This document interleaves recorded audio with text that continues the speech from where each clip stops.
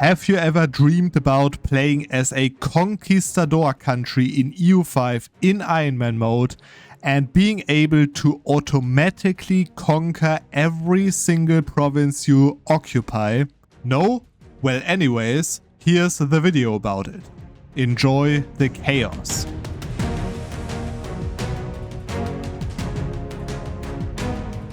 Let me first of all take you through my country right now. You can see after the Black Death, I've lost around like 200,000 pops, which is, quite a lot if you consider that, without that I would be at 500,000 or something, but still way less than half of my population, so that's good. Yeah, also I had to, of course, deal with the original first Horde succession crisis, or civil war in that case, where there actually was a pretender loading, so I had to defeat him and so on. And yeah, after that I actually managed to build up my economy again. You can see it hasn't really increased since the start of the game, even decreased.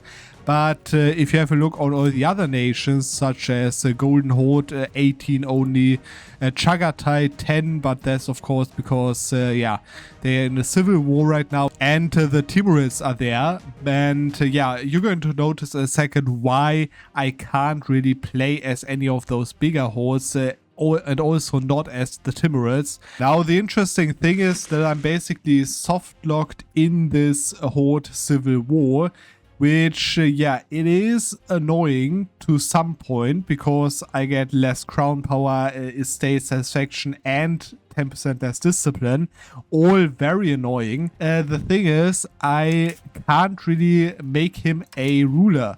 Okay, so you can see I can't make him take the throne because I am in a disaster.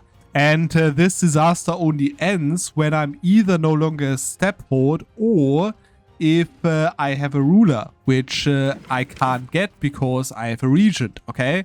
So, yeah, this is basically a soft lock over here. But anyways, I quite managed to get some economy going for me, and stability and horde unity up again. You can see there are a few rebels that are actually loading. You can see already almost 10% annexation progress of the Arachnids, which is actually a very, very powerful state, as you can see, vassal state. And now is actually the moment that the crazy trick starts. Now, there is an interesting mechanic that is actually for army-based countries, okay? So you can see I'm one of the few army-based countries. You can see that in this map mode over here, I'm one of the few army-based countries that exist in the world. And basically those are also the only playable countries. They might be like conquistadors in the new world, but you can't play them technically in Iron Man mode because you of course can't change to a tag mid-game, okay? And you need to play as someone to create the conquistadors. They are not there in the start of the game, okay? That means currently the only army-based countries that you can actually play are step hordes. Now, step hordes are powerful, yes, because they give you quite some bonuses to cavalry and so on. It doesn't say that over here, but I think it's in the advances.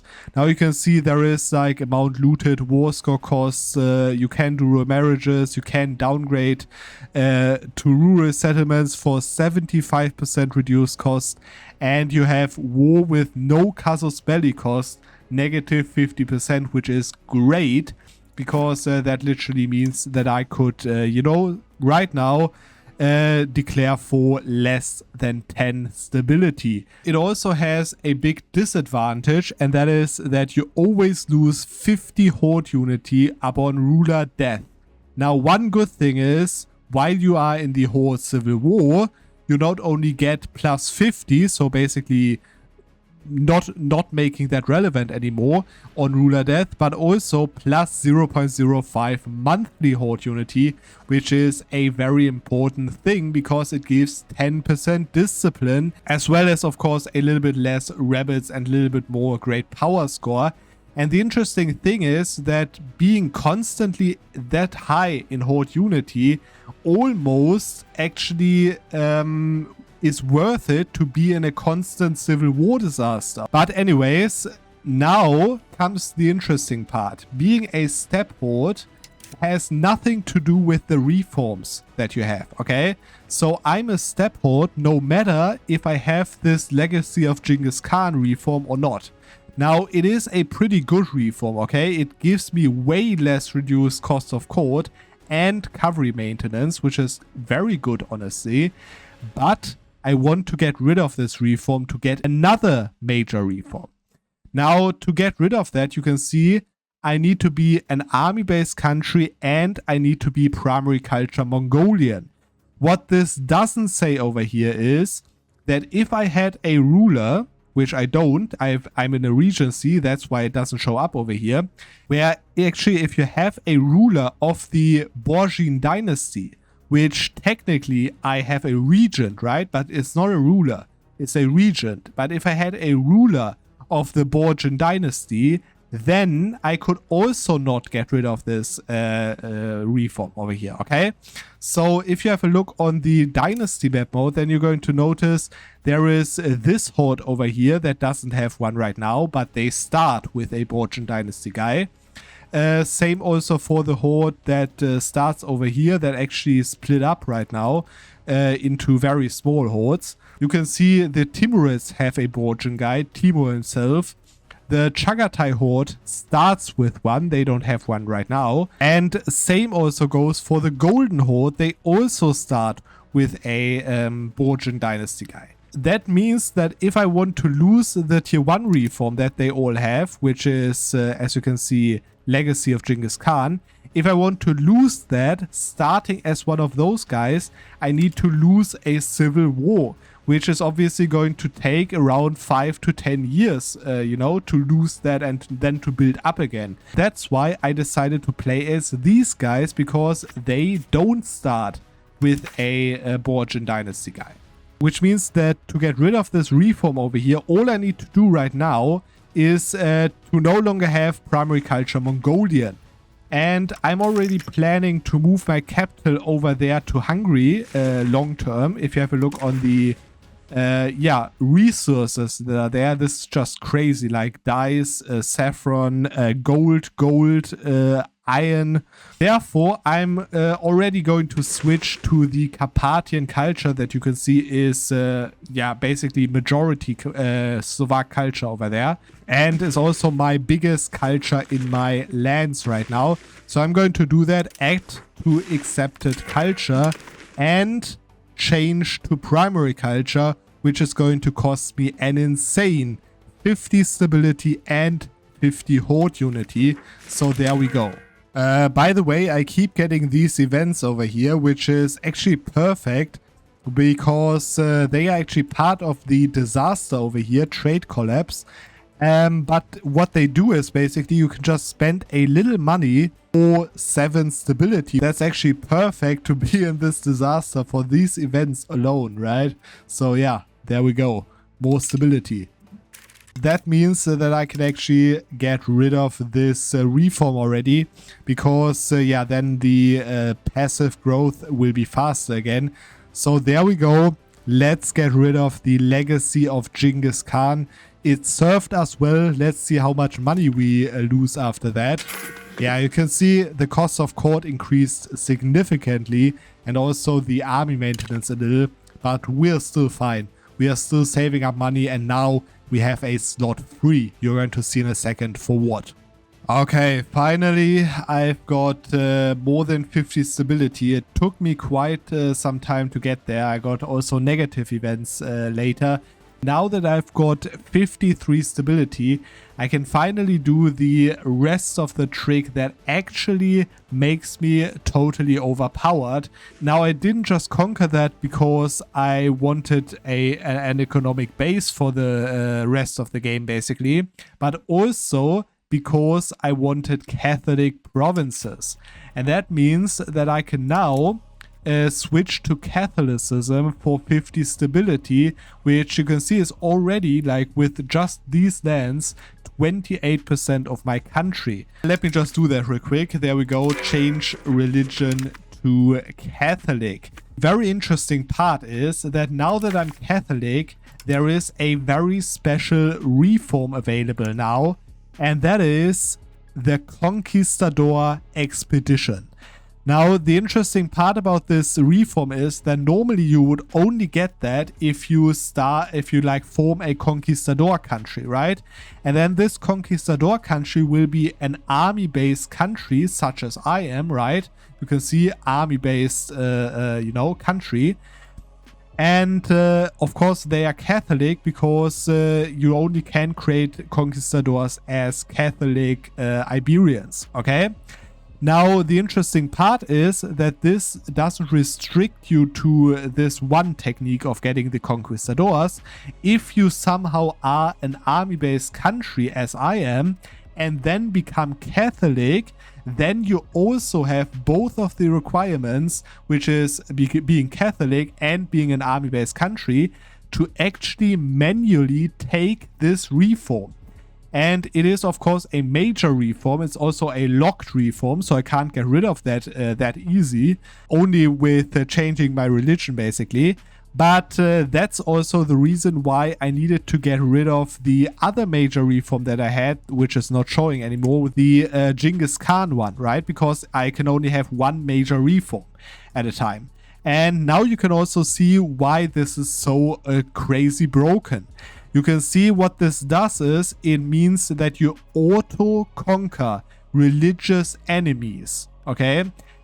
Sadly, I have to say one thing. Religious enemies means not heretics, okay? Sadly, it doesn't mean heretics. Sadly, it also means, of course, that you can't auto-conquer Europe with that, but you can auto-conquer the entirety of Asia, Africa, and of course the entirety of the New World nations, because all of that are heathen countries, theoretically, because you are Catholic, of course.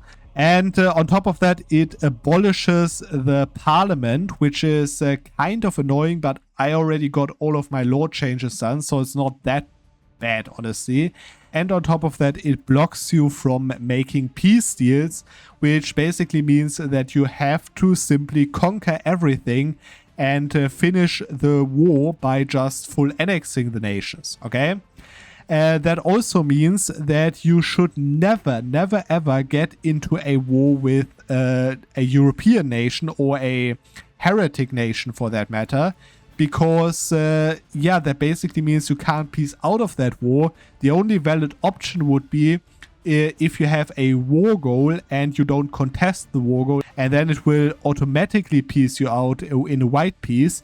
But if you declare a show superiority war on someone else that is not heathen, then you can only get out of this war by losing this reform, basically.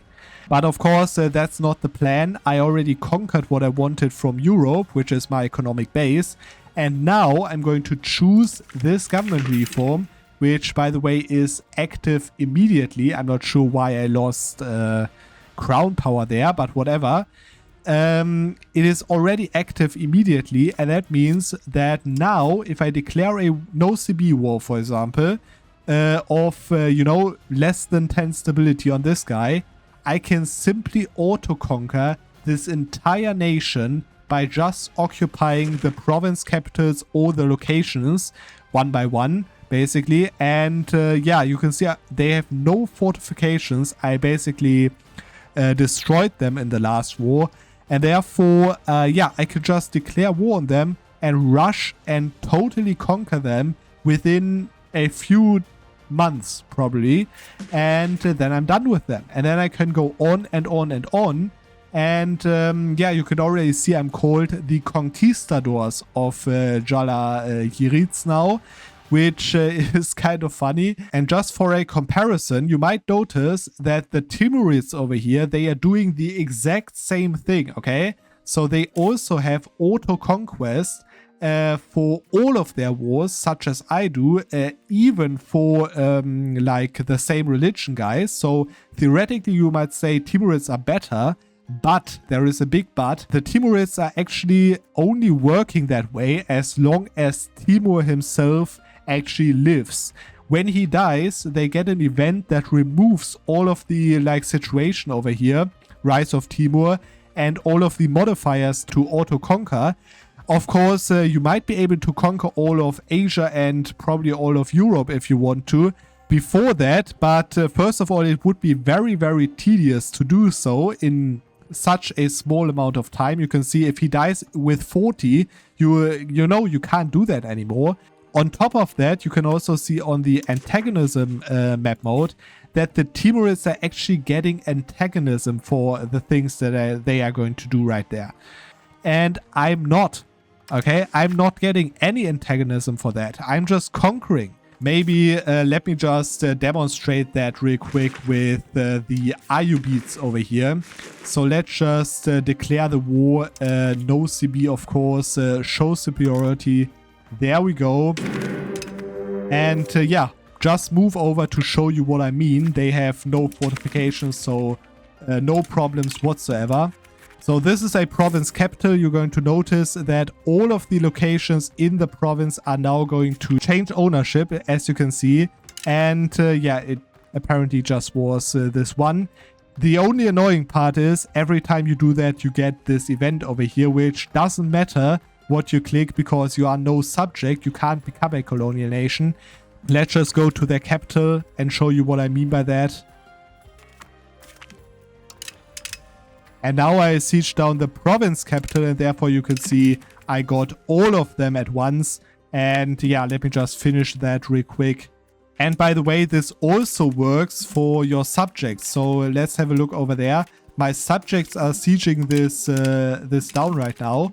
And when they are done and they occupy that for me, I'm actually also getting that.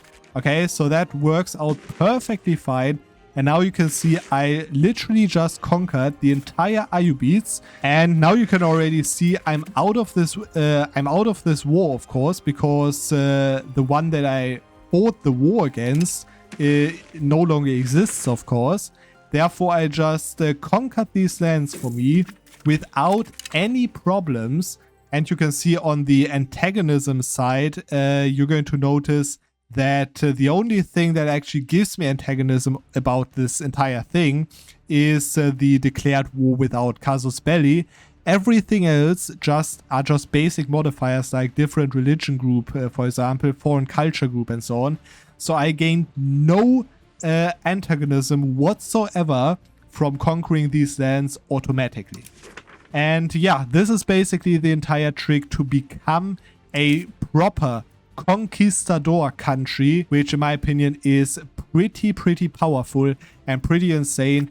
And now let's just see how far I can actually take this and how bad the rebels will be. So, what can I say? I have to admit two things, man. Two things. And the first of that is a thing that probably a lot of you already ask yourself how to deal with that problem. Yeah, rebels. You can see right now the biggest problem are these patriots. So for example, all of this stuff of the Farsi patriots right now, I conquered all of that, right? Which is like perfect. That's like a lot to conquer, right? But all of that stuff is just a conquered city. And honestly, I'm not really sure how this exactly works, because down here you can see these provinces that like the other horde owned before. They are full cores, basically. I'm not entirely sure if that's because of, yeah, you know, like cultures or something, but Iraqi, for example, is just a tolerated culture. So it's not even an accepted culture. So if I conquer that and integrate it, it wouldn't even become a core. But yeah, this one became a full core, even with not accepted cultures, while all of this other stuff only is a conquered, yeah, basically just conquered, right? And yeah, that's why all of these rebels keep popping up, like these 0 point something progress. These aren't too bad, but these bigger ones, I'm currently in 2 huge rebellions as well. One versus Shirvan, which actually I conquered before, and now they pop up again as a rebellion with all of this. And on top of that, these guys who actually started with all of my mainland occupied as rebellion. So my capital is right now up here, and therefore my tax base dropped down by an insane amount, as you can see. If these rebellions weren't the case, then I would be able to actually win this war, as you can see, which right now is versus all of these guys. I could win this easily, but the problem is with these rebellions, I'm basically fighting a 3-front war right now. And not only that every province I occupy gets automatically conquered, but that also works the other way around. Okay, so all these 3 fronts, which is basically like 10 nations or something I'm fighting right now, every one of those nations, if they occupy my province or my location, they conquer it immediately, okay? So basically what happens is an insane chaos in this entire region, because everything each of us occupies just gets transferred immediately, and then I have to take it back, or they will take it back, and so on. And yeah, I have to say the combination of these 2 things, first of all rebels, and then the combination with the problem of you know, not being able to piece out the wars. So I basically have to fight all of them until I conquer every single bit of them. All of these problems together just result in complete chaotic experiences over here, man. And I have to say, it is pretty ridiculous that it is actually possible to play as conquistadors. As you can see, a conquistador expedition is still my government type, but at this point right now, I just can't take it anymore, man. It's so chaotic. I have 4% crown land, as you can see, which, yeah, is mostly also because I'm so far above my diplomatic capacity, because my own tax base is so low, of course. And then on top of that, I already started with an insane amount of nobility privileges and so on, which right now, it was fine up until this point, but right now with this chaotic war situation, it's just, I can't just take it anymore. For my own sanity, I have to stop this madness here. The Conquistador Madness went too far, and I think I will try that again sometime later, when, you know, I figured out a possibility to work with all of these conquered lands. But I think overall it was a pretty interesting and fun experiment here to actually play as a conquistador nation. And yeah, what that obviously means, you can imagine that if you manage the logistics around that, you could actually easily conquer the entire world with that.